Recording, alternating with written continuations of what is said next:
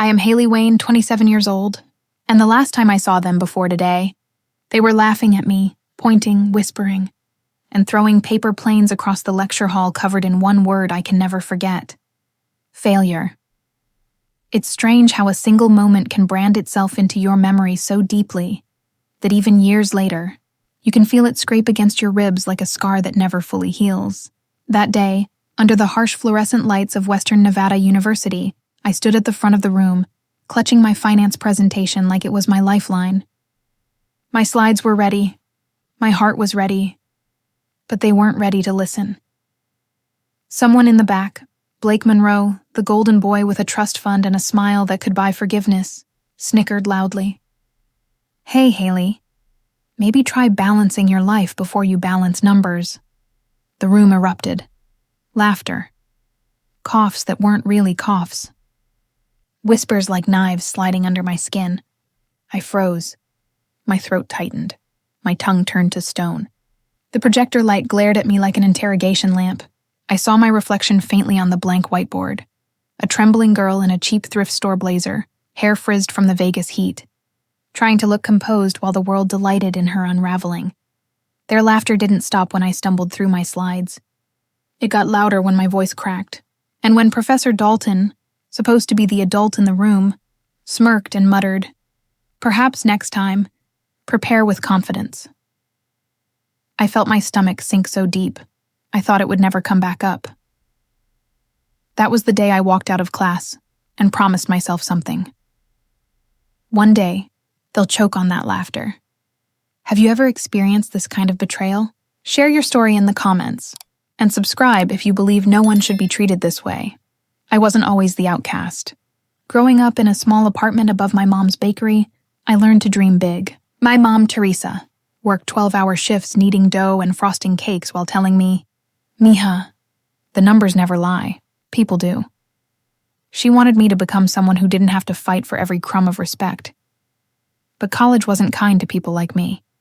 Not to the ones who came from nothing, who didn't know how to network at rich kids' parties or dress in designer jeans for casual Fridays. I entered university thinking intelligence would be enough. I left realizing connections were the real currency. That presentation day wasn't my first humiliation, but it was the most public. Blake led the pack, but he wasn't alone. There was Jessica, the perfect perfumed girl with a major in manipulation, and Darren, the sarcastic one who followed her around like a puppy, always ready with a cruel joke. They were the finance elite, the ones professors favored, the ones invited to private dinners and internships I could only dream of. And I, Hailey Wayne, the scholarship student with secondhand clothes and a borrowed laptop, was their favorite target. But here's the twist of fate. 5 years later, I walked into Monroe & Associates, one of the top accounting firms in Las Vegas, for a meeting that would change everything. I had built my own financial consultancy from scratch. No investors, no favors, just grit, sleepless nights, and the same numbers they mocked me for loving. And sitting across the boardroom table that day were the same 3 faces from college: Blake, Jessica, and Darren. Only this time the room fell silent when I walked in. "Good morning," I said calmly, placing my laptop on the glass table. "I'm Hailey Wayne, financial auditor and consultant. I'll be reviewing your firm's quarterly statements for compliance." Their faces drained of color. Blake tried to speak first, that same arrogance flickering behind his nervous smile. "Hailey, wow, it's been a long time. I didn't realize you were in charge?" I interrupted softly, meeting his eyes. "Neither did I. Funny how numbers can turn tables." Jessica shifted uncomfortably in her seat, her perfume heavy in the air. Darren looked like he wanted to sink into his chair. The silence was worth every night I spent crying into spreadsheets, every rejection, every humiliation I'd endured. But as satisfying as that moment was, something inside me stayed unsettled. Because revenge isn't just about power, it's about making them feel what they made you feel. Back in college, I used to eat lunch alone behind the business building, staring at the city skyline and promising myself I'd make it someday. I thought success would heal the wound, but seeing them there, desperate to impress me, only made me realize that I'd barely begun my reckoning. That meeting was just the start. I remember stepping out of the conference room afterward, my heels echoing down the marble floor, my hands shaking, not from fear, but from the adrenaline of opportunity. I could either close this chapter quietly, or I could write the rest of it in flames. I chose flames. That night, as the Vegas Strip glowed outside my apartment window, I opened my laptop and pulled up their company filings. There it was.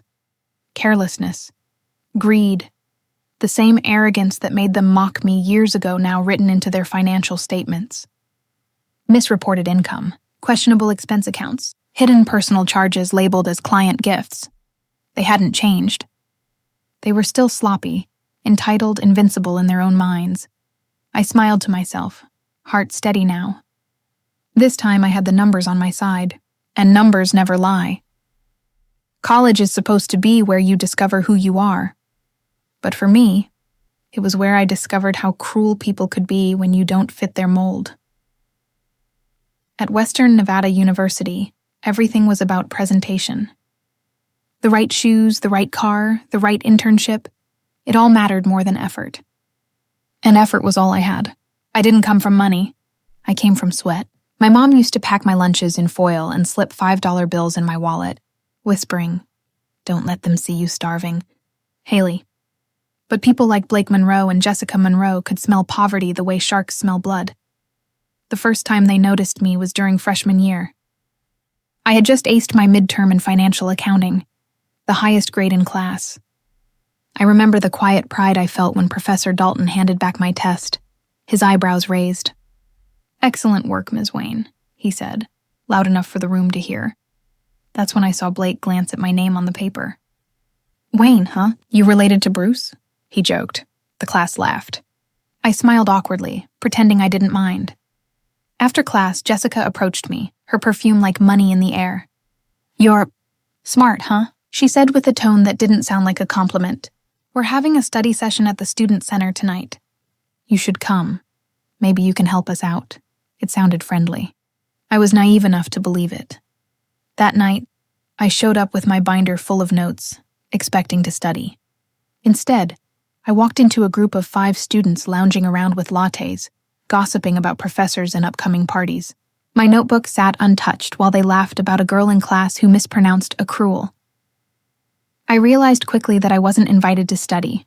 I was invited to entertain. Blake leaned back in his chair and asked, "So, Hailey, where's your family from?" "Your accent, it's kind of working class, you know." I froze, not sure how to answer without giving them what they wanted. Something to mock. "Brooklyn," I said quietly. Jessica smiled, that perfect sorority smile that never reached her eyes. "Cute. So, like, you're the first in your family to go to college?" I nodded. She exchanged a glance with Blake. He smirked. That explains a lot. I laughed it off that night, but the sting lingered. Over the next 2 years, the pattern became clear. Whenever group projects were assigned, I ended up doing most of the work. They'd let me crunch the numbers. Then they'd swoop in at the end to present, polished, confident, taking credit for every word I wrote. When I tried to speak up, Jessica would smile sweetly and say, "Oh, Hailey, we all contributed. Don't make it awkward." They were experts at manipulation, small enough to seem harmless, but constant enough to make you question your worth. The worst moment came during junior year. We had an intercollegiate finance competition, a big one, sponsored by Monroe and Associates, Blake's father's firm. The prize was a summer internship at the company, plus a $10,000 scholarship. I poured everything into our team project: financial modeling, projections, pitch decks. I even skipped work shifts at the campus cafe to finish it. When presentation day came, Blake looked me dead in the eye and said, "You should let us handle the pitch. You get too nervous in front of crowds." He didn't say it cruelly. He said it like a favor, like I should be grateful, and stupidly I agreed. I sat in the audience as they stood on stage, my graphs, my analysis, my work, and presented it like it was their own. The judges were impressed. They won. When the results were announced, Jessica hugged Blake and screamed. Darren threw his arms around them. Cameras flashed. And I, the one who had done it all, sat in the front row, clapping through my tears. Afterward, I approached Professor Dalton. "I was part of that project," I said quietly. "I wrote the entire report. Shouldn't I?" He didn't even look up from his clipboard. "You're a team, Ms. Wayne. Success is shared. Success, maybe. But humiliation, that was mine alone." That night, I went home to my tiny apartment and stared at my reflection in the bathroom mirror. My eyes were red, my hair pulled into a messy bun. I looked like a ghost of the person I wanted to be. "Why do they get everything?" I whispered. "Why do they get to win by lying?" For a long time, I thought maybe it was me. Maybe I was too quiet, too soft, too unwilling to play their game. But the truth was simpler. They had connections. I had integrity. And in that world, integrity didn't pay. Still, I refused to give up.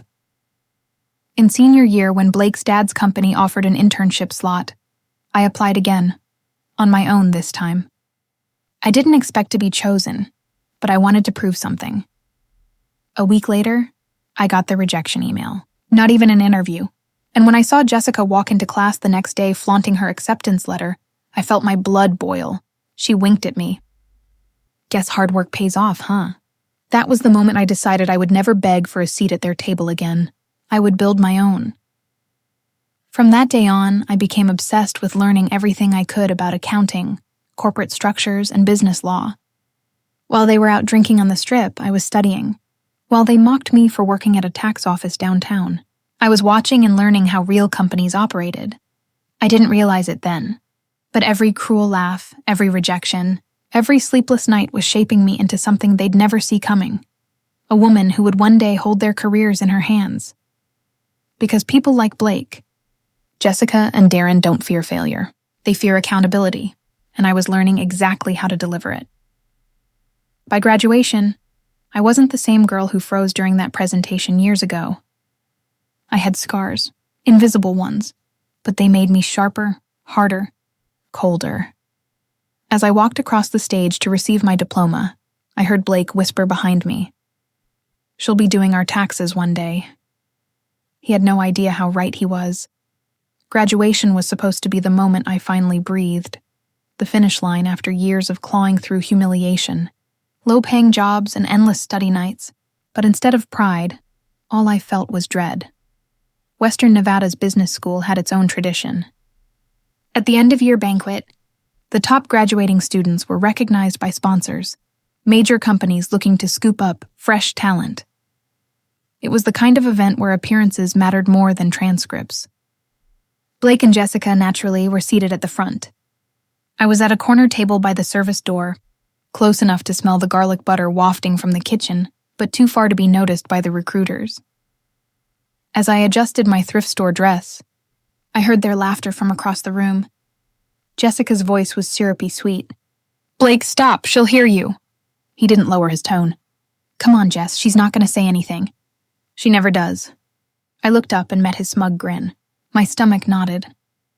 I forced myself to focus on the stage as the dean began his speech about hard work and integrity, words that meant nothing in a room full of nepotism. My hands trembled under the table. "And now," the dean announced, "please welcome Monroe and Associates, this year's platinum sponsor. They'll be presenting the new Rising Star Award for exceptional leadership, innovation, and contribution to finance." The lights dimmed slightly as Blake's father, Richard Monroe, took the podium. Tall, silver-haired, polished, he commanded the room effortlessly. I had watched him on CNBC once, talking about meritocracy. Now I could see up close what hypocrisy looked like in a tailored suit. Richard smiled at the audience. "Our company believes in recognizing potential, those who show true business acumen and promise." He paused dramatically. "This year that honor goes to Jessica Monroe." Applause erupted. My chest tightened. Jessica rose gracefully, pretending to be surprised, though I'd overheard her bragging about it a week ago. She hugged Richard Monroe and posed for photos. Behind her, Blake clapped with mock enthusiasm, winking at me as if to say, "You see, we always win." Then the part that twisted the knife, the slides on the projector.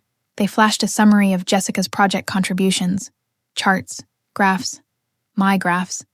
The same exact visuals I had built for the finance competition 2 years ago, the ones they'd used to win. I gasped. My fingers dug into the tablecloth. The logo, the color palette, the formatting. Every single detail was mine. Blake must have seen my reaction because he leaned back and mouthed, "Nice work, Wayne." The humiliation burned hotter than the stage lights. People turned to glance at me, the whispers spreading fast. Didn't she work with them before? Wait, didn't she do that analysis? But no one would speak up. No one ever did. After the ceremony, as everyone mingled with champagne glasses, I cornered Jessica near the bar. "You used my work," I said quietly, my voice shaking. She smiled without missing a beat. "Oh, come on, Hailey. Don't be dramatic. It was a team project. You're always so sensitive." Sensitive? My throat tightened. "You plagiarized my entire report. You even used my visuals." Blake joined her, grinning. "Relax. It's not like you copyrighted a spreadsheet. Maybe next time don't hand over your ideas so easily." I wanted to scream, to throw the drink in his face, to humiliate him the way he had done to me for years, but I didn't. Because deep down, I knew it wouldn't matter. People like them were untouchable, shielded by connections, by privilege, by the system itself. That night, I sat in my car in the empty parking lot, staring at my reflection in the rearview mirror. My mascara had smudged, my lipstick faded. I looked like the ghost of a girl who had tried too hard for too long. I whispered to myself, enough. For years I had believed that hard work was the answer. That if I just kept my head down, if I stayed polite, if I let my results speak for themselves, I would be recognized. But that night I realized the truth. Merit was a myth. The system wasn't broken. It was built exactly this way, to keep people like me in the background.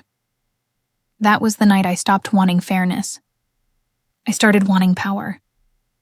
The next morning, I woke up with clarity I'd never felt before. I applied for a corporate accounting position at a small logistics firm in Las Vegas. Not glamorous, but steady. Within a week I was hired. The pay barely covered rent, but I didn't care. What mattered was that it was mine, earned, not handed down through family connections. The first months were grueling.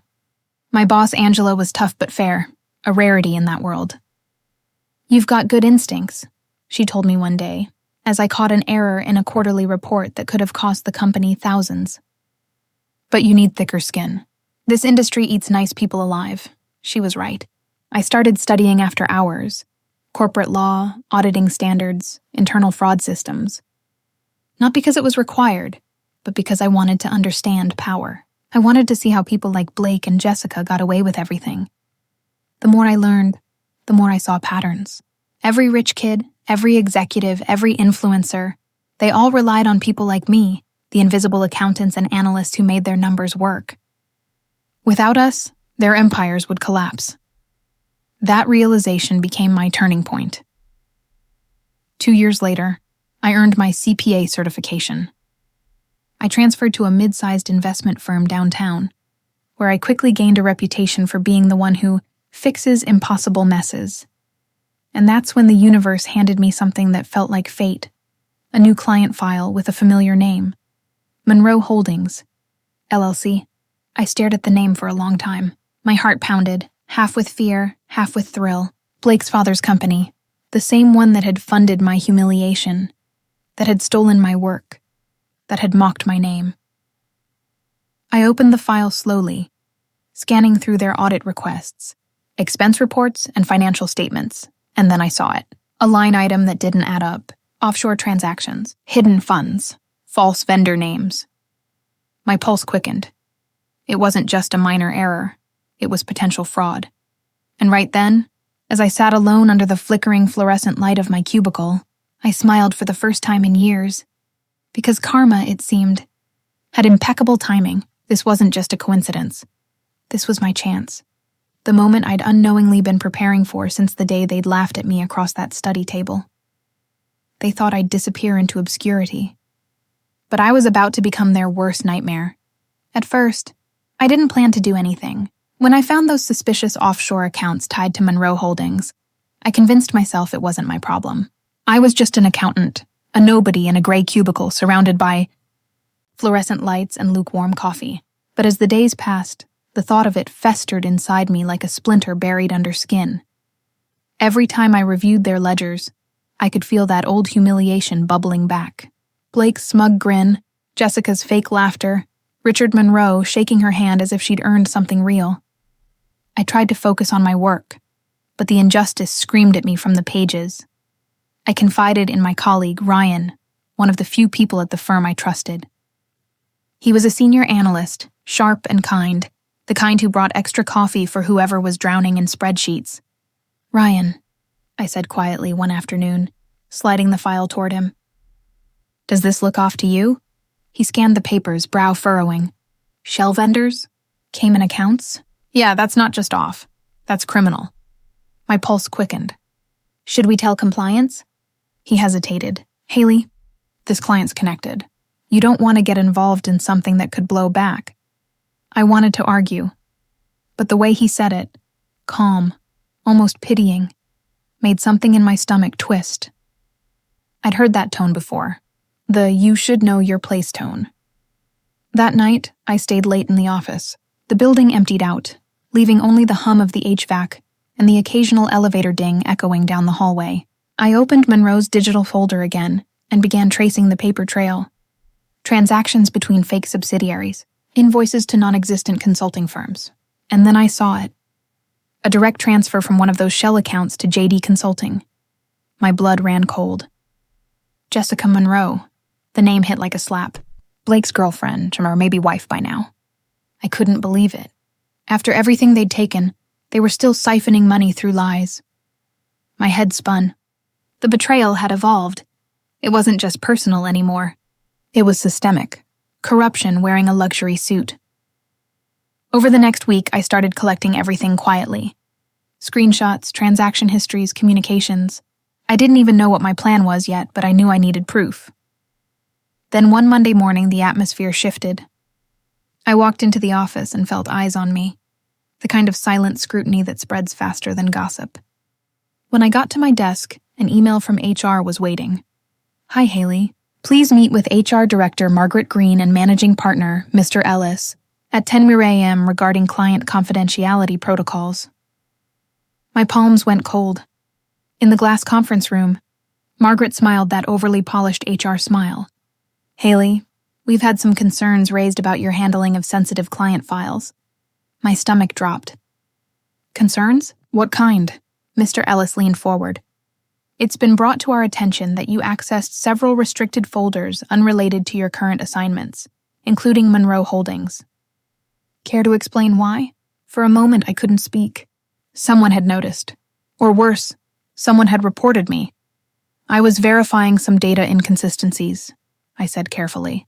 "There were irregularities that didn't align with—" Ellis cut me off. "That's not your job. You're an accountant, not an auditor." I glanced at Margaret. Her sympathetic expression didn't reach her eyes. "We just want to remind you, Hailey, that client confidentiality is taken very seriously here. Please stay within your assigned duties." They dismissed me with polite smiles, but the warning was clear. Back off, or risk everything. When I returned to my desk, Ryan avoided my gaze. My chest tightened. "You told them," I said under my breath later that afternoon when we crossed paths by the copy machine. His face paled. "Hailey, I didn't mean to." They asked who had access, and I had to answer honestly. I stepped closer. "You didn't have to. You chose to." He looked away. "It's not worth losing your career over." Those words echoed in my head the whole drive home. It's not worth losing your career over. But wasn't that what people said every time someone tried to do the right thing? Every time someone challenged the powerful? That night, I couldn't sleep. I sat on the floor of my apartment, surrounded by piles of papers, receipts, and flash drives. The air smelled like dust and old coffee. My laptop glowed in the darkness as I scrolled through files I'd copied. Every transaction, every falsified record. My pulse thudded with a mix of fear and adrenaline. My phone buzzed. An unknown number, I answered cautiously. "Hello?" A pause, then a low, familiar voice. "You're in over your head, Hailey." My throat went dry. "Who is this?" The caller chuckled. "Consider this friendly advice. Stop digging." The line went dead. I sat frozen, the phone still pressed to my ear. For a long time, the only sound was the soft buzz of the refrigerator and my own heartbeat pounding against my ribs.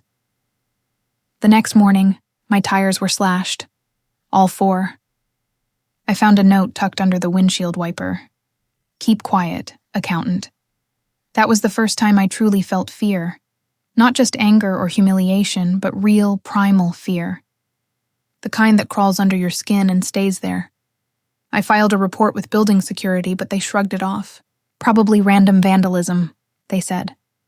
Random. Sure. The isolation deepened after that. Ryan barely spoke to me. Colleagues avoided me like I carried a contagion. Even Angela, my boss, seemed distant. "Hailey," she said gently one afternoon, "I don't know what's going on, but you need to tread carefully. There are forces in this industry you can't challenge alone." Her words weren't a reprimand. They were a warning wrapped in compassion. But even she was scared to get involved. Days blurred into nights. My apartment became both a sanctuary and a prison. I kept blinds drawn, double-locked the door, and stopped answering unknown numbers. Every creak in the hallway made me jump. Yet through the fear, something else began to grow. A cold, steady determination. They wanted me afraid. They wanted me quiet. But I'd been quiet before. All through college. All through every humiliation they'd thrown at me. And look where that got me. No, not this time. I spent the next week building digital walls around my evidence. Encrypted folders, cloud backups, physical copies locked away. If anything happened to me, that data would still exist. One night, as rain hammered the windows, I opened an old photo on my phone. Me, sitting at that college desk, watching Blake and Jessica laugh. I remembered how small I'd felt, how invisible. And for the first time, I whispered aloud, "You picked the wrong person to underestimate." The fear didn't vanish. But beneath it, something stronger pulsed. Resolve. Because I realized something crucial. They'd already taken everything they could from me. My pride, my peace, my reputation. But they hadn't taken my truth. And that, I decided, would be the weapon I used to destroy them.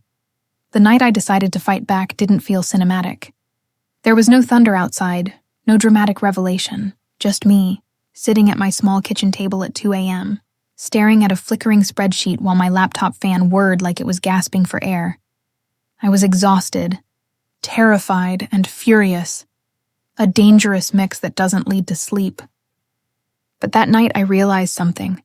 The fear they'd tried to feed me could either paralyze me or sharpen me, and I was done being afraid. I reopened the files, every account, every false invoice, every trace of money that had passed through Jessica's sham company. I zoomed in on the metadata, and there it was, timestamps, IP addresses, and file authorship, digital fingerprints left behind like breadcrumbs. Jessica wasn't even subtle. She'd approved the fake invoices using her own login credentials. Blake's initials appeared in several internal notes, authorizing transfers to her consulting firm. They'd been sloppy because they thought no one beneath them would ever dare to look. My mind began spinning faster than my hands could type. What if I compiled everything into one airtight report, something undeniable, with data, dates, and digital proof? Not just accusations, evidence. The next morning, I called out of work. I couldn't face another day pretending everything was fine. Instead, I drove across town to a small cafe near the courthouse, a place where nobody from Monroe's firm would ever show up. I brought my laptop, headphones, and 3 cups of coffee. By noon, I had a working document labeled Monroe Fraud Summary, Confidential. It was 40 pages long, with every account linked, every transfer documented. I felt something strange stirring in my chest. Not relief, not yet, but power. Around 2 p.m., I called a number I'd been debating for days. The number belonged to Rachel Carter, a financial crime investigator I'd met once during a professional seminar. She was sharp, direct, and rumored to have taken down 2 corporate fraud rings in her career. When she answered, her voice was firm but warm. "Rachel Carter." "Rachel, it's Hailey Wayne. I don't know if you remember me. Accountant from the Vegas compliance workshop, she interrupted smoothly. You asked the best questions that day. What's going on? I took a deep breath. I think I've uncovered something big, and it involves people who might retaliate if they find out.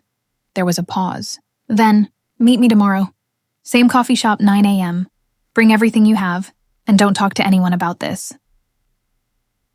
The next morning, I arrived early.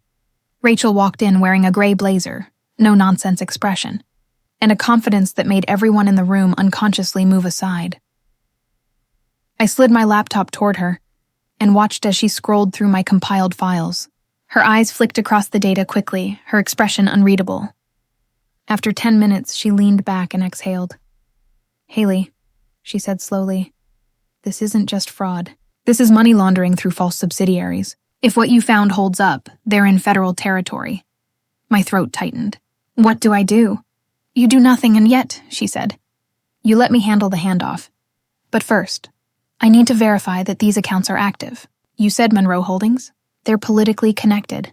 We'll have to tread carefully. Will I be protected? I asked quietly. She looked at me seriously. If you become a whistleblower under the SEC's protection program, yes. But you'll need to submit this anonymously at first. That means covering your tracks. That night, I wiped my personal laptop clean and transferred everything to a secure drive Rachel had provided, encrypted and password locked. For the first time in weeks, I felt something like safety. But the universe wasn't about to let me breathe easy. 2 days later, HR summoned me again. This time the email wasn't polite. Subject, urgent, termination, review meeting. When I arrived, Angela, my boss, sat stiffly beside the HR director. Her eyes were red, like she'd been crying. Hailey, Margaret began. After reviewing your recent activities, the partners have decided to terminate your employment effective immediately. You've violated multiple confidentiality clauses. I stared at her in disbelief. You can't be serious. Angela looked away, her voice trembling. They found logs showing you accessed protected client files. Blake filed the complaint himself. Of course he did. They slid a folder across the table. My termination paperwork. Margaret's tone softened, rehearsed sympathy dripping through. You'll receive 2 weeks severance. And Hailey, it's best if you don't make this harder on yourself. My ears rang. You're firing me for uncovering their fraud? Margaret's smile never faltered. You have no evidence of that. They thought they'd won. They thought they'd broken me again. But what they didn't know was that the evidence was already in Rachel Carter's hands. When I stepped outside into the blinding Vegas sun, I didn't cry. I expected I would, but instead I laughed. It came out brittle, cracked but real, because for the first time in years, I had leverage. That evening, Rachel called. I have confirmation, she said briskly. The shell companies trace back to a dummy network registered in Delaware, tied to Monroe's executive accounts. The feds are interested. I'm passing your data to a contact at the Financial Crimes Division. They'll need your statement eventually, but for now, stay quiet. Quiet, I repeated. That's my specialty. But as I hung up, I knew silence would only be temporary. The following days were strange. I was unemployed, ostracized, and constantly paranoid that Blake or Jessica would show up at my door. But beneath that fear ran a new current of strength. I started running in the mornings, clearing my head, writing notes in a journal about everything that had happened. It was the first time I'd felt control over my life in months. Then one afternoon, as I was coming back from a jog, a sleek black car parked across the street caught my eye. A man in a suit sat behind the wheel, talking into a phone. When I stepped onto my porch, he pulled away slowly. The next morning, Rachel texted, "Keep a low profile. They might have caught wind of the investigation. Your evidence is secure, but don't go near them." I locked my doors, blocked unknown numbers, and waited. Each hour stretched like elastic. But then, something unexpected happened. 2 weeks later, an anonymous message arrived in my inbox. Your courage will make headlines soon. Be ready. I didn't recognize the sender, but I had a hunch it was Rachel's contact. That night I sat at my kitchen table again, same spot where it all began. But this time there was no fear, only anticipation. They'd stolen my credit. They'd humiliated me. They'd even taken my job. But now I had something they couldn't buy or bully away. The truth, and people powerful enough to expose it. I whispered into the quiet. This is just the beginning. The lights of Las Vegas glittered outside my window, a city of illusion built on lies. But under all that flash and noise, I had found something real. My voice, and I was finally ready to use it. When you lose everything, people stop watching you. That was my first real advantage. The day after my firing, I became invisible. My coworkers stopped answering texts. My boss pretended not to see me when we crossed paths at the grocery store, and Jessica blocked me on LinkedIn. To them, I was radioactive, a cautionary tale. The girl who went crazy. Perfect. I let them think I was broken. I even posted a photo of myself packing up my cubicle with a caption that read, "Sometimes life forces a reset. Onward." It was bland enough to seem defeated, but just defiant enough to be believable. Within minutes, Blake liked it, his smug digital approval stinging like a paper cut. But what he didn't know was that I wasn't falling apart. I was regrouping. Each morning, I worked from my small apartment with military precision. My walls were covered in sticky notes, dates, amounts, client initials, and cross-references. Rachel's contact at the Financial Crimes Division, a man named Agent Martin Cruz, had officially opened a case file. He said my data would be part of a multi-tier investigation, whatever that meant. But I wasn't content to sit still and wait for justice.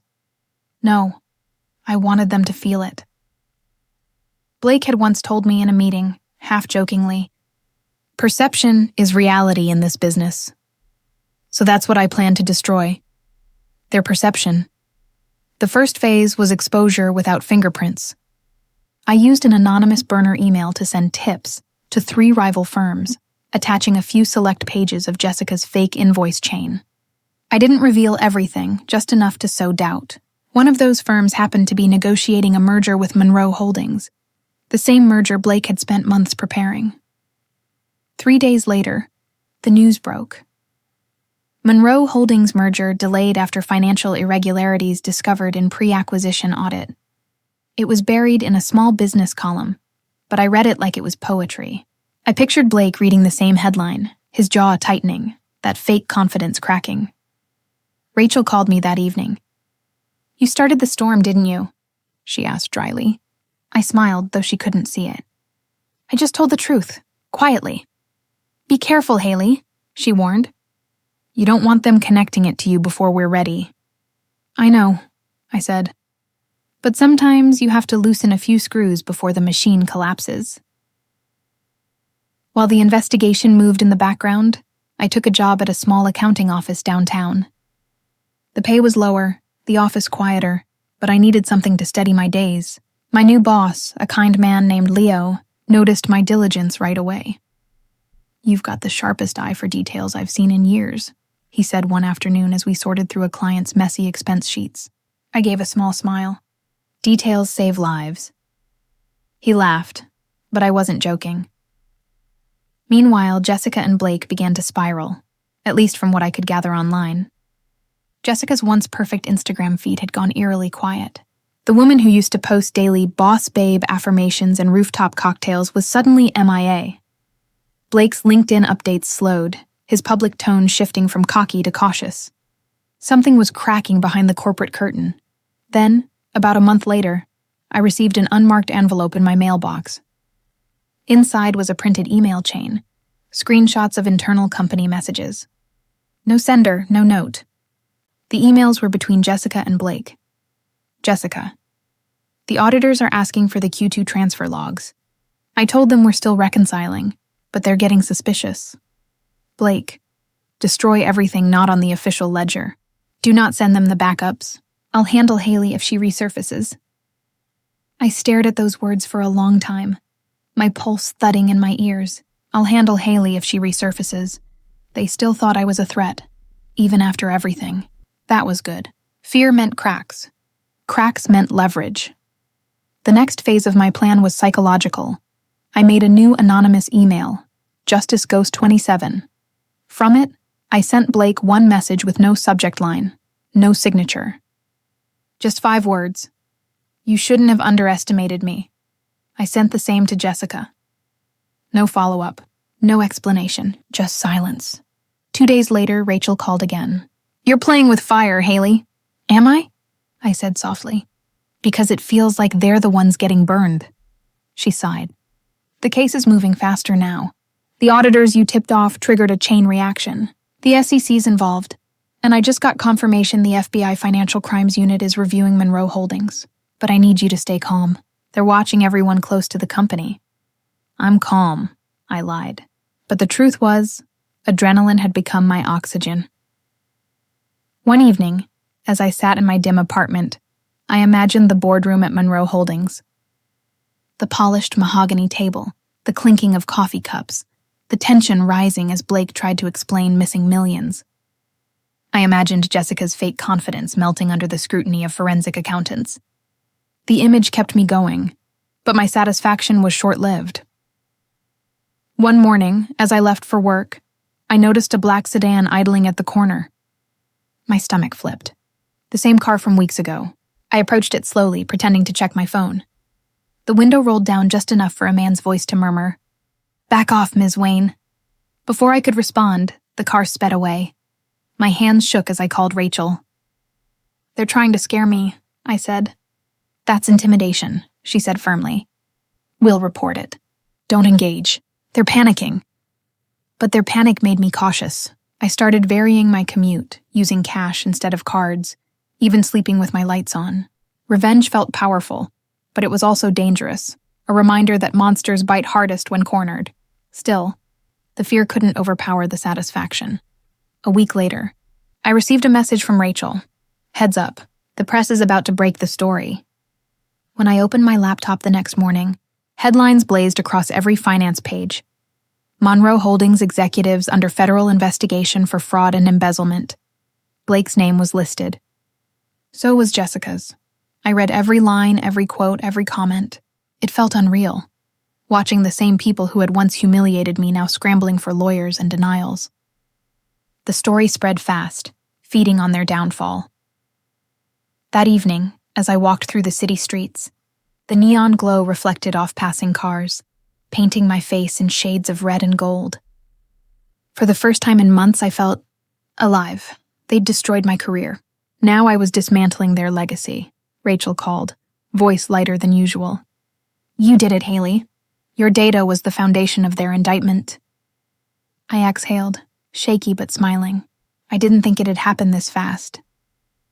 "When truth has teeth," she said, "it bites hard." But as I hung up, a strange quiet settled inside me. Revenge wasn't loud anymore. It was calm, precise, almost surgical. I knew this was only the beginning of their fall, the hearings, the public shame. That was still to come. But the balance had shifted, and I was no longer their victim. I turned off my phone, stepped out onto my small balcony, and watched the lights of Vegas shimmer like stars trapped in glass.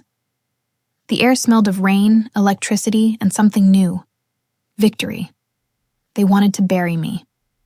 Instead, I had planted the seeds of their ruin, and soon, those seeds would bloom in front of everyone who once doubted me.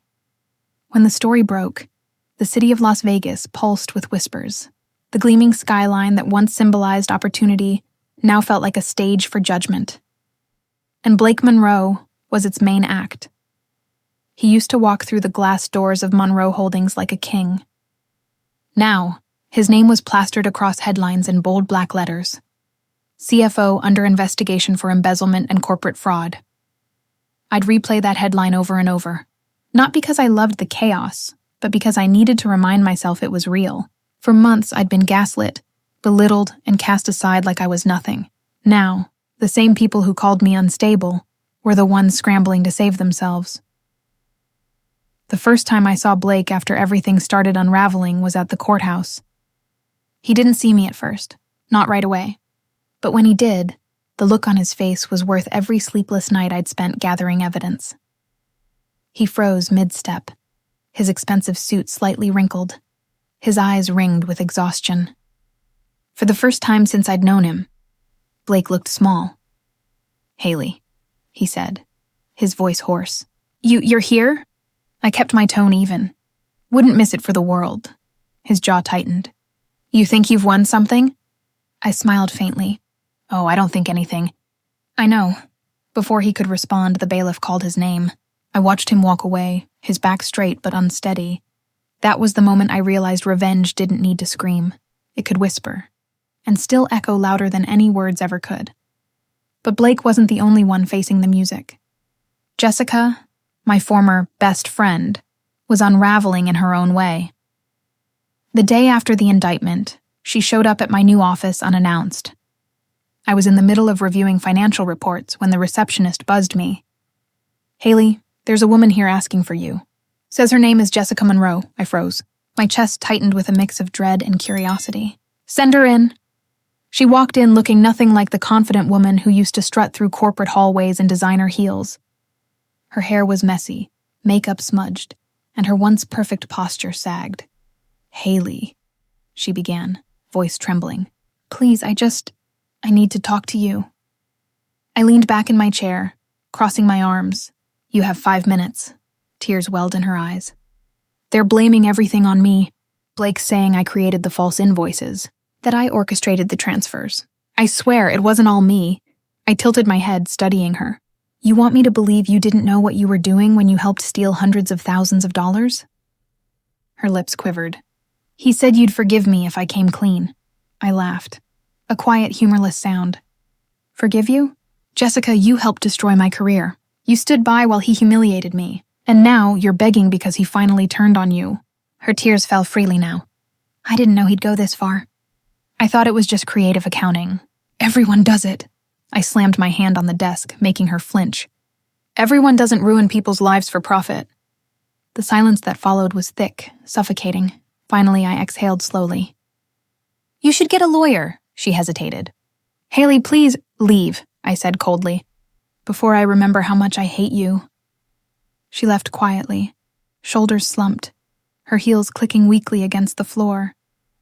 For a moment, guilt tugged at me, the old, naive part of me that once believed in her friendship. But then I remembered the look in her eyes the day I was escorted out of the office. The smirk she tried to hide. No. She didn't deserve my pity. Later that week, the investigation went public. Reporters camped outside Monroe Holdings. Employees were questioned. Accounts were frozen. Blake and Jessica were subpoenaed for testimony. And me? I was untouchable. The best part was that no one could trace the leak back to me. Every file I sent had come from anonymous servers, routed through layers of encryption. Even Rachel was impressed. "You could have worked for the FBI," she joked during one of our late-night calls. "I prefer freelance justice," I replied, but victory wasn't without consequences. One night, as I walked home from work, I heard footsteps behind me, fast, heavy. I turned just in time to see a shadow duck into an alley. My heart pounded. I quickened my pace, clutching my bag tighter. The neon lights of downtown Vegas flickered across wet pavement, turning everything into a surreal blur. I didn't look back until I reached my apartment building and bolted the door shut. When I checked my phone, there was a message waiting. "Unknown number. You should have stayed quiet." I stared at it for a long time, my breath shallow. Rachel urged me to report it, but I didn't. Something inside me refused to back down now. If they wanted to scare me, they'd have to try harder. The following morning, I walked straight into the Monroe Holdings building, uninvited.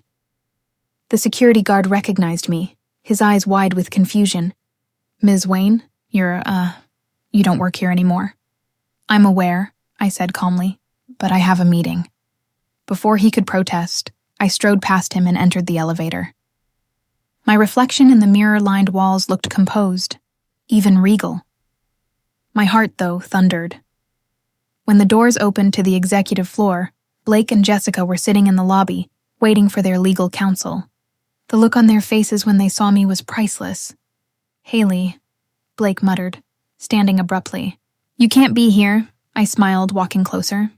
"Relax. I'm just here to return something." I placed a small flash drive on the table. "What's this?" Jessica asked weakly. Proof, I said, of everything you did. And before you panic, don't worry, the authorities already have copies. But I thought you'd like a keepsake. Their faces went pale. You're insane, Blake hissed. Maybe, I said softly, but at least I'm not a liar. As I turned to leave, I felt the weight of years lift off me. Every humiliation, every gaslight, every quiet sob in my apartment, it all dissolved into the cold satisfaction of justice. Outside, the desert wind hit my face. The air smelled of asphalt and victory. By evening, news reports confirmed what I already knew.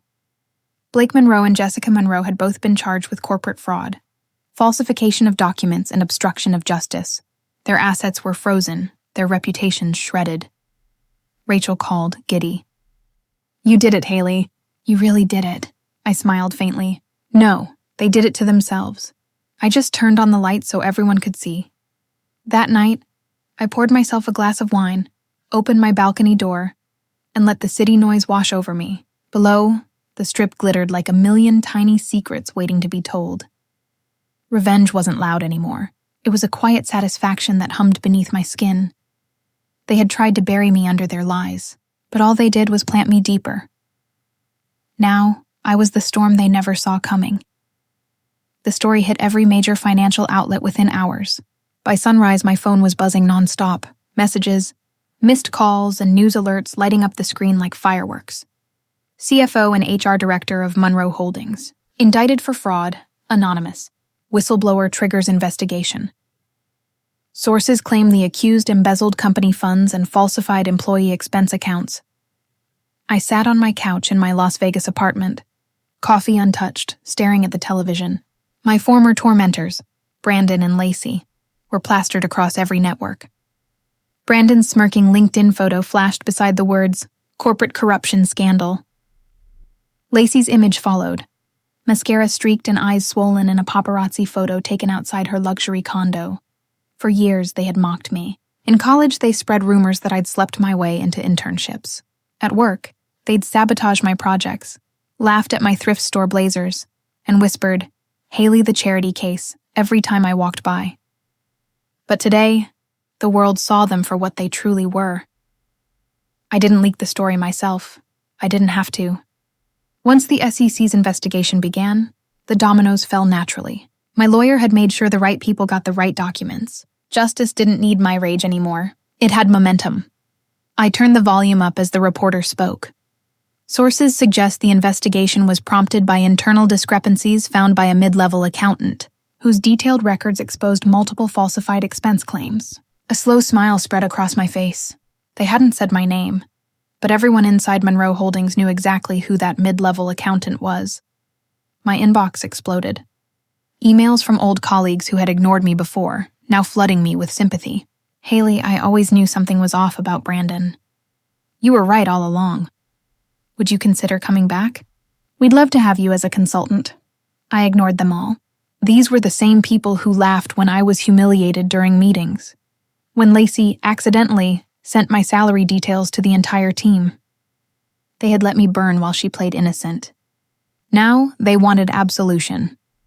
That afternoon, I stepped outside for the first time in days. The Las Vegas heat hit me like a wave, dry and sharp. I slipped on my sunglasses and headed toward Monroe Holdings headquarters downtown. I didn't need to go inside. I just wanted to see it. From across the street, I watched as journalists crowded the entrance. Camera flashes burst every few seconds as Brandon and Lacey exited the glass doors, flanked by lawyers. The once perfect pair looked hollow now. Brandon's tan replaced by pallor, Lacey's confidence shattered into a nervous tremor. I remembered the last time I stood in that lobby. I had been clutching a resignation letter, shaking, after Brandon told me I'd never have a future in corporate finance. He'd smirked as security escorted me out, whispering to Lacey, maybe she'll find work at a tax kiosk. Now, that same lobby was swarming with reporters shouting questions. Mr. Lawson, how do you respond to the fraud allegations? Ms. Price, did you falsify employee reimbursements? Are you cooperating with investigators? They didn't answer. Brandon pulled Lacey toward the waiting black SUV, but the crowd pressed closer. Flashbulbs erupted. The moment was chaos, poetic, raw, perfect. As they climbed into the car, Lacey caught sight of me across the street. For a split second, our eyes locked. Her face went pale. She grabbed Brandon's arm, whispering something frantic. He turned, followed her gaze, and froze. I didn't move. I simply watched, calm, composed. His jaw clenched, his lips parted, but there was nothing he could say. The man who once laughed at my thrift store shoes now looked at me like I was a ghost. The SUV door slammed. They drove off, but the image of his face, stunned, afraid, small, was burned into me forever. Later that evening, I attended the board's emergency meeting. The new interim chair, Mr. Davis, greeted me with a warm handshake. "Ms. Wayne," he said, "thank you for your integrity. Without your documentation, this company would have crumbled from the inside." I nodded politely. "I only did what was right," he smiled. "Right or not, you saved hundreds of jobs. The board has unanimously agreed to promote you to senior financial director, effective immediately." For a moment, I couldn't breathe. I thought of all the late nights hunched over spreadsheets, the tears I'd swallowed after being belittled, the endless self-doubt. It all led to this. Not revenge for revenge's sake, but recognition. After the meeting, I stood alone in the boardroom. The city lights glowed beyond the panoramic windows, casting long reflections across the polished table. I remembered the first time I entered this building, 5 years ago. Nervous, hopeful, clutching my resume like it was armor. And I remembered Brandon's voice echoing through the hallway that day.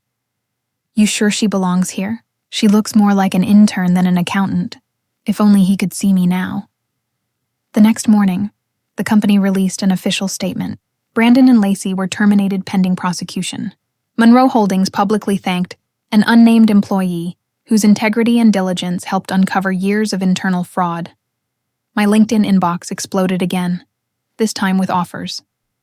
Fortune 500 firms wanted interviews. Financial magazines wanted op-eds. For once, I didn't feel like the invisible girl in the back row. I was the story. Still, I didn't gloat. Revenge, I realized, wasn't about shouting victory. It was about peace. The quiet kind that settles in after years of chaos. That evening, as the sun dipped below the Vegas skyline, I visited a small cafe near the university I'd graduated from. The same campus where Brandon and Lacey used to taunt me in lecture halls. Students still filled the patio, laughing over laptops, just like we once did. I ordered a latte and sat by the window. My reflection stared back, older, steadier, unbreakable. A girl at the next table looked up from her textbook and smiled nervously. "Excuse me," she said. "Are you Hailey Wayne?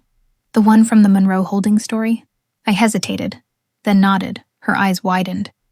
"You're kind of a hero online right now. My professor showed your case study today, about standing up to corruption." I smiled softly. "Just doing my job," she shook her head. "No, you did more than that. You proved people like us can fight back." Her words lingered long after she left. I sat there as night fell, city lights flickering outside, realizing something profound. I had spent years chasing respect from people who never deserved my loyalty. But the real victory was becoming someone worth looking up to. As I walked back to my car, I glanced at my phone. Another notification blinked. Breaking. Former Monroe Holdings CFO pleads guilty to fraud. I smiled, sliding the phone into my purse. For the first time in years, the weight was gone. The scars remained, yes, but they had become proof of survival. The reckoning was complete. When the dust finally settled, I didn't feel the rush of victory I had imagined for years. I expected fireworks, confetti, some kind of cosmic applause. Instead, there was just silence, the kind that hums in your ears when all the noise has died down and you're left alone with your thoughts. The office was quieter now. People worked harder, spoke softer. My presence didn't spark gossip anymore. It demanded respect. But with that respect came distance.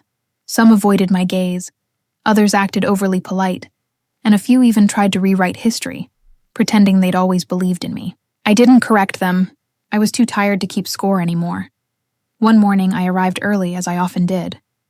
The sunrise painted the Las Vegas skyline gold, the kind of light that makes even steel and glass look alive.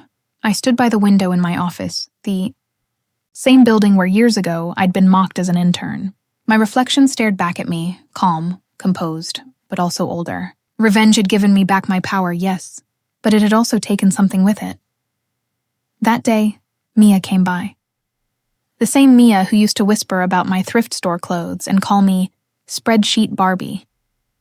She hovered at the door like a nervous freshman, clutching a folder. "Hailey," she said softly. "Do you have a minute?" I could have turned her away. I could have made her squirm like she once made me, but I didn't. "Come in," I said. She sat down, her hands trembling. "I just wanted to say I'm sorry. For everything. For college. For how I acted when you joined the firm. For pretending you weren't good enough. You were. You always were." Her voice cracked.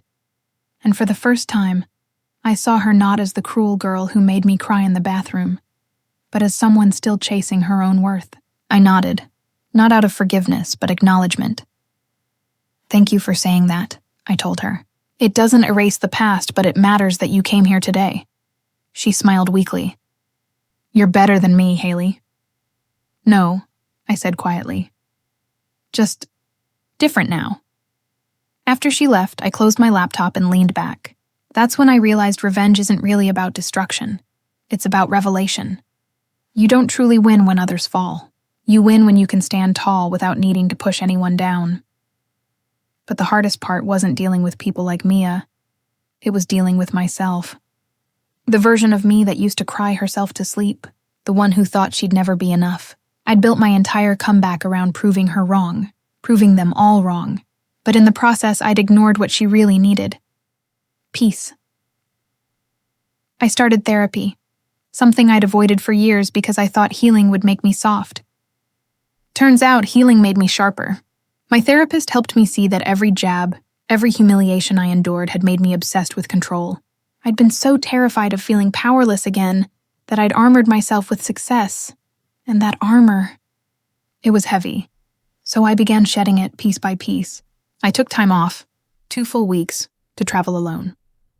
I went to Lake Tahoe, rented a small cabin, and brought nothing but a notebook. For the first few days, I couldn't even sit still. My brain kept reaching for work emails and revenge fantasies. But slowly, in the stillness, I remembered what it felt like to just be. One morning, as the lake reflected the sky like glass, I wrote something that changed me. They took away my confidence, so I built it back with fire. Now I'll protect it with grace. When I returned to Las Vegas, something had shifted. My smile was softer, my patience longer. And though I was still the same Hailey who'd fought her way to the top, I wasn't fueled by anger anymore. I was driven by purpose. A few months later, I got invited to speak at my old university's business seminar. At first, I laughed. The same university where my peers once mocked me? But I accepted. Walking into that lecture hall felt surreal. Rows of eager students looked up as I approached the podium.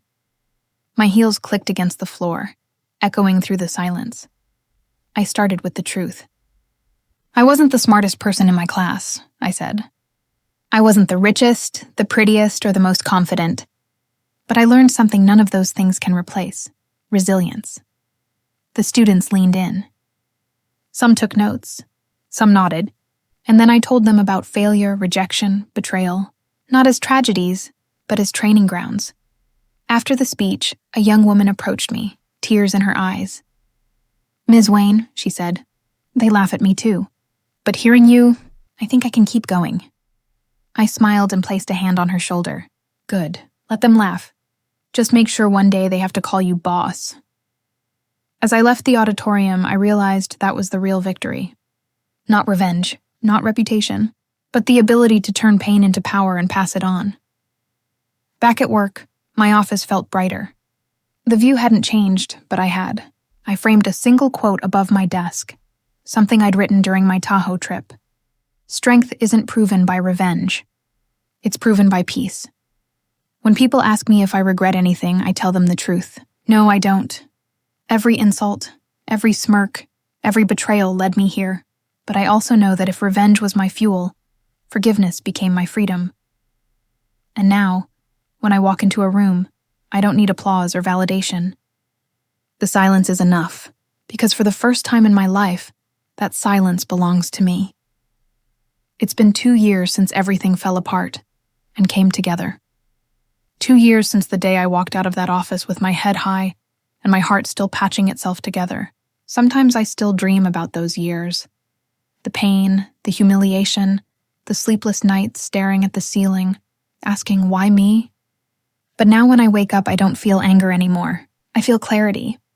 I live in a quiet apartment overlooking the Las Vegas skyline. It's not the fanciest place I've owned, but it's mine. Every inch of it reflects who I am now. Warm, independent, and unafraid. My mornings start with soft jazz, the smell of coffee, and sunlight spilling through cream curtains. For the first time in my life, I don't wake up thinking about what others expect from me. I think about what I want. That realization didn't come overnight. Healing never does. It's messy, confusing, and often lonely. There were months when I hated the silence, when I wanted to scream just to feel something. But as I rebuilt my life, one quiet morning at a time, I began to understand that peace isn't found in revenge alone. It's found in reclaiming your voice. After I left Anderson and Fisk Accounting, I started my own firm. Just me and a laptop on my kitchen table. No fancy suits, no office politics, no people waiting to twist my words. It was terrifying. But slowly clients came. Not because of pity or connections, but because of my work. Because I treated people with honesty, the way I had always wanted to be treated. Within a year, I hired 2 assistants, both women who'd been pushed aside at their old jobs. The kind of women who were told they were too emotional or not management material. I saw myself in their frustration, and I made them a promise. No one here would ever feel small again. The first time one of my clients looked across the table and said, "I left my old firm because they took credit for my work. You remind me of who I used to be," I nearly cried. Because that was the moment I realized. The cycle can end. The cruelty that once crushed me could become the foundation of something better. But the past has a way of circling back when you least expect it. Last spring, I received an email from a familiar name, Mason Anderson, my old boss. The man who humiliated me, stole my ideas, and made me question my worth. He had been fired after a scandal rocked the firm, one involving embezzled funds and falsified reports. His arrogance had finally caught up to him. The email was short. "Hailey, I know we ended badly, but I could use your help. I heard you started your own firm. Maybe we can collaborate?" I stared at that message for nearly an hour, the old fire flickering in my chest. A part of me wanted to delete it, to ignore him and move on. But another part, the part that had learned what true power looks like, knew better. I replied, "Hi, Mason. I appreciate the offer, but I don't collaborate with people who steal other people's work. Best of luck rebuilding your career." Then I signed it. Hailey Wayne, founder and CEO, Wayne Financial Group. It was a small moment, just words on a screen. But it felt like reclaiming everything I'd lost. 2 weeks later, I ran into him at a networking event. His eyes widened when he saw me. Gone was the confident executive. He looked tired, smaller somehow. He tried to start small talk, asking how business was going. I smiled politely, then turned to greet a potential client who was waiting to meet me. Mason faded into the background, forgotten. Just another face in the crowd. I didn't need to humiliate him. His downfall was already complete. The real victory wasn't in watching him fall. It was in knowing that I had risen, without sinking to his level. Sometimes people mistake revenge for destruction. But I learned that the most powerful revenge is creation. To build a life so strong, so unapologetically yours, that those who hurt you can no longer touch it. My parents visit often now. They used to worry I'd never recover after losing my job. But when they walk into my new office, all glass walls and warm lighting, I see the pride in their eyes.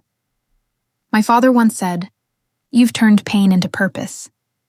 He's right. I've partnered with local colleges to offer internships for young accountants, especially women, who are starting out in toxic workplaces. I tell them what I wish someone had told me. You're not too sensitive. You're not overreacting. You just deserve better. When I see their eyes light up, when I see them begin to believe it, I know that everything I went through had meaning. A few months ago, I received an award from the Nevada Business Council for Excellence in Ethical Leadership. I stood on that stage, microphone in hand, looking out at a crowd of people applauding me. The same kind of crowd that once laughed when I was humiliated at my old firm's boardroom. I took a deep breath and said, "For anyone out there who's ever been told you're not enough, don't let them write your story. Pick up the pen yourself." That line went viral the next day, but I didn't say it for fame. I said it for the girl I used to be, the one sitting in her car outside the office, crying because she thought her career was over. Now, when I drive past the old Anderson and Fisk building, I don't feel bitterness. I feel gratitude, because that was where my story began and ended. As I close my office every evening, I take one last look at the framed quote above my desk. Rise quietly. Let your success make the noise, and that's exactly what I've done. So to anyone listening, if someone's ever made you feel small, if they've taken your kindness for weakness or your silence for submission, remember this: power isn't loud. It's steady. It's built one act of courage at a time. And if my story resonated with you, please like, subscribe, and share it with someone who might need to hear that they too deserve respect and unconditional love. Because sometimes, revenge isn't about destroying the past. It's about rebuilding yourself so strong that the past can never destroy you again. Have you ever turned your pain into power? Tell me your story in the comments. I'd love to hear how you rose.